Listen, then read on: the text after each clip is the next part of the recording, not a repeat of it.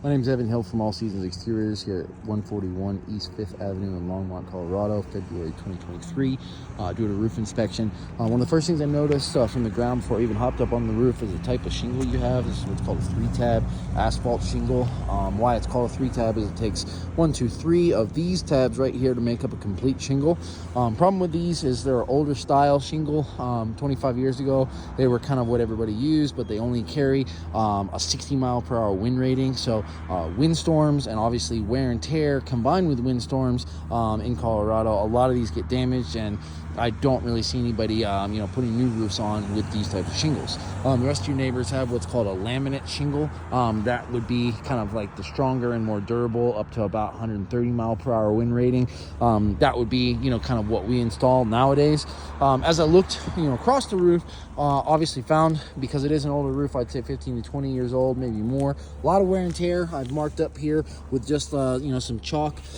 This is a pretty bad bruise, probably from somebody working on the roof, but there's a lot of places like that where there's a lot of granules missing.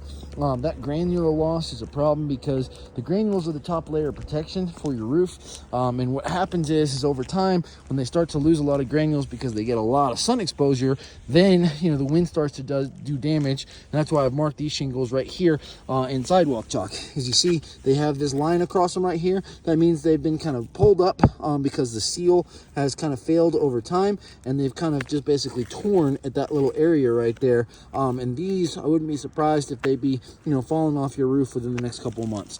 Likely this wind damage happened to these shingles in the last couple of months, maybe even October of last year, where there's a big storm then. But the problem with that is once these start coming off like that, then you're doing little bit repairs here and there, but then the rest of the roof is just going to do that over time.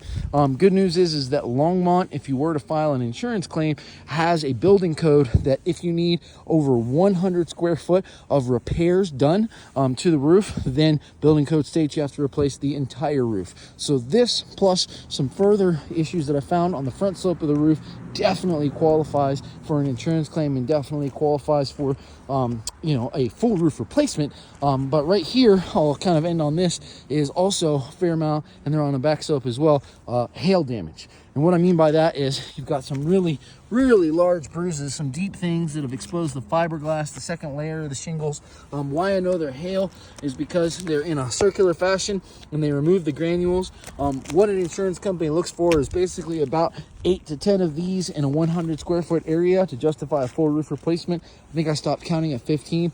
So with this and the wind damage, definitely qualify for a roof replacement. We'll happily help you figure out that insurance claim and get you taken care of.